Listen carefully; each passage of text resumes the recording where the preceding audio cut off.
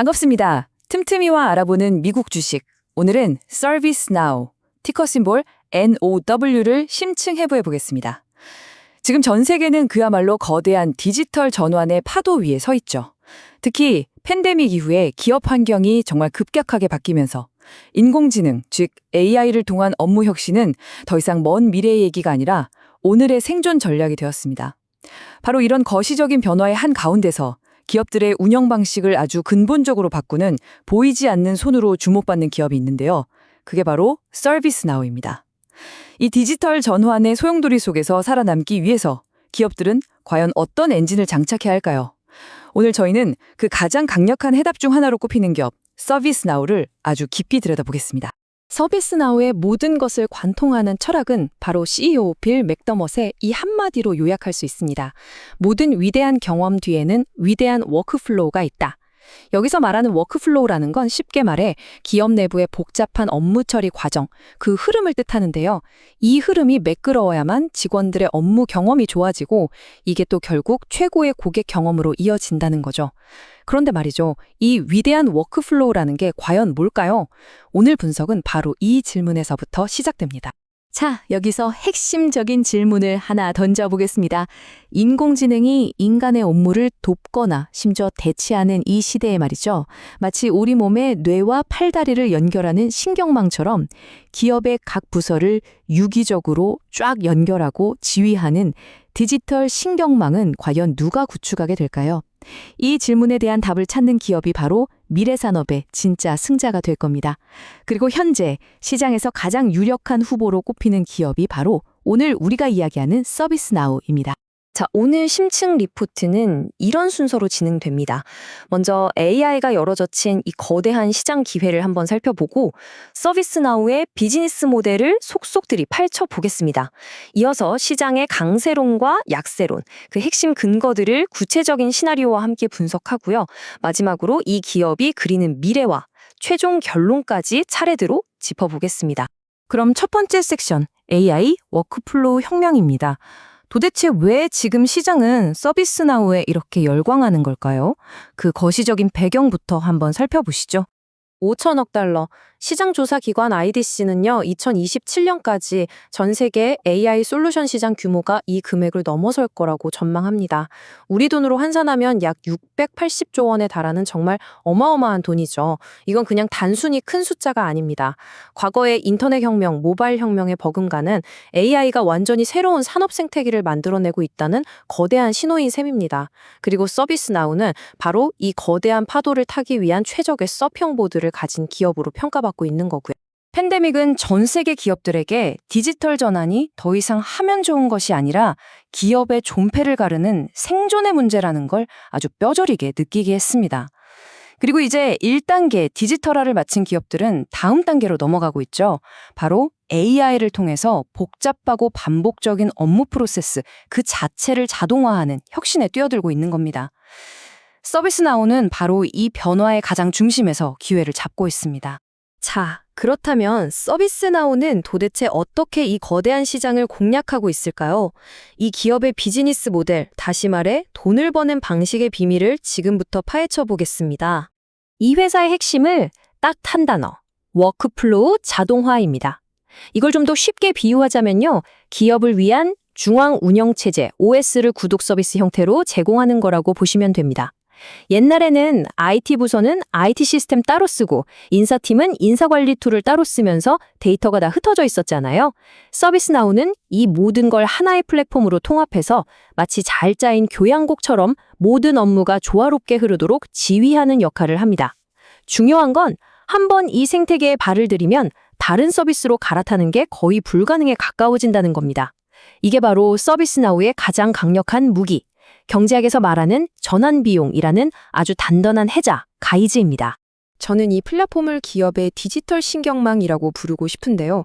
자, 1단계로 IT, 인사, 재무팀처럼 각자 섬처럼 존재하던 부서들을 하나의 다리로 연결합니다.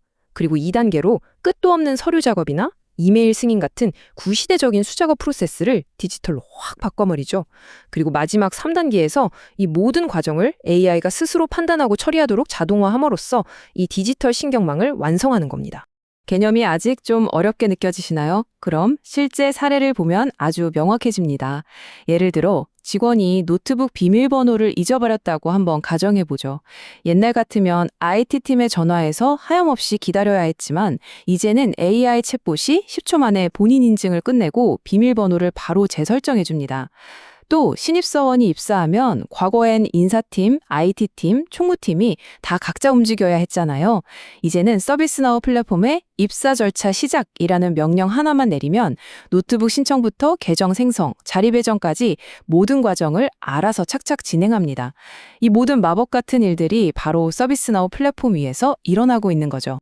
자, 이제 시장이 왜 이 기업의 미래를 이렇게까지 낙관적으로 보는지 그 구체적인 데이터들을 통해서 강세론의 핵심 근거들을 하나씩 짚어보겠습니다. 서비스나우가 공략 가능한 전체 시장, 이걸 템이라고 하는데요. 이게 2026년까지 2,750억 달러, 우리 돈으로 약 370조 원에 이를 것으로 전망됩니다.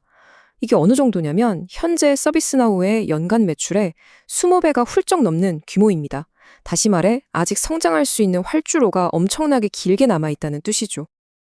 그리고 이런 성장 잠재력은 그냥 희망사항이 아닙니다.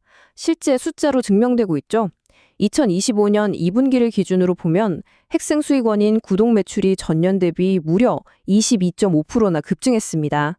이건 월가의 가장 낙관적인 전망마저 뛰어넘는 놀라운 성장세고요. 시장의 기대치를 계속해서 상회하고 있다는 아주 강력한 증거입니다. 하지만 제가 생각하는 가장 놀라운 숫자는 바로 이 98%입니다.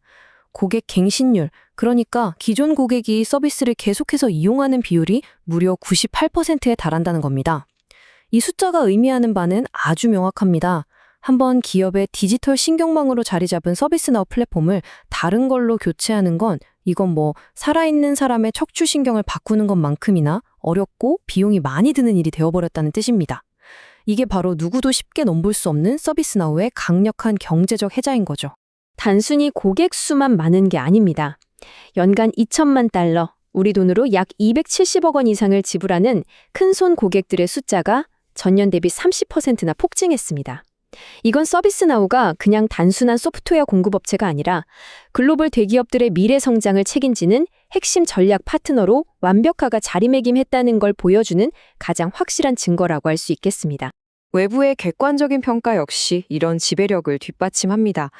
세계 최고 권위 IT 리서치 기관이죠. 가트너는 2025년 보고서에서 가장 경쟁이 치열하다는 IT 서비스 관리용 AI 앱 부문에서 유일한 리더로 서비스나우를 딱 꼽았습니다. 다른 경쟁자들이 아직 추격자 그룹에 머물러 있는 동안 독보적인 위치에서 시장을 이끌고 있다는 걸 공식적으로 인정한 셈입니다.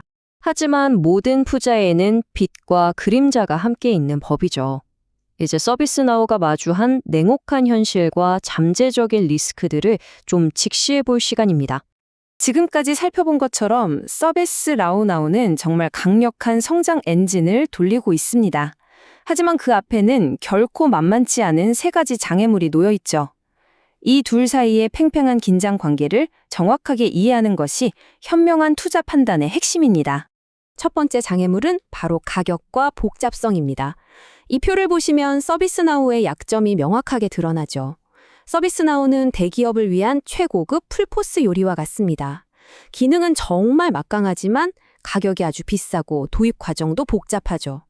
반면에 프레시 서비스 같은 경쟁사들은 중소기업을 타겟으로 빠르고 저렴한 패스트푸드 같은 솔루션을 제공하면서 틈새 시장을 파고들고 있습니다. 모든 기업이 값비싼 풀코스를 원하는 건 아니라는 점이 서비스나우의 시장 확장에 분명 걸림돌이 될 수 있습니다. 더 구체적인 리스크 시나리오도 있습니다. 첫째, 미 법무부가 28억 5천만 달러에 달하는 AI 스타트업 무브웍스 인수에 대해 반독점 조사를 벌이고 있습니다. 정말 만약에 이 인수가 무산된다면 서비스나우의 차세대 AI 기술 확보 전략에 큰 차질이 생길 수밖에 없고 이건 주가에 상당한 부담이 될 겁니다. 둘째, AI 기술 개발과 데이터 센터 확충을 위해서 정말 막대한 투자를 하고 있는데요. 이것 때문에 총 이익률이 82.6%에서 81%로 조금 떨어졌습니다. 물론 이게 성장을 위한 투자라고는 하지만 단기적으로는 수익성이 나빠지는 거 아니냐는 우려를 낳고 있죠. 마지막으로 가장 큰 위협은 역시 마이크로소프트 같은 거대 공룡의 참전입니다. 만약 마이크로소프트가 자사의 클라우드 서비스 애저나 오피스 365에 그럭저럭 쓸만한 워크플로우 자동화 기능을 거의 공짜로 기업한다면 가격에 민감한 고객들은 서비스나우를 외면할 수도 있겠죠.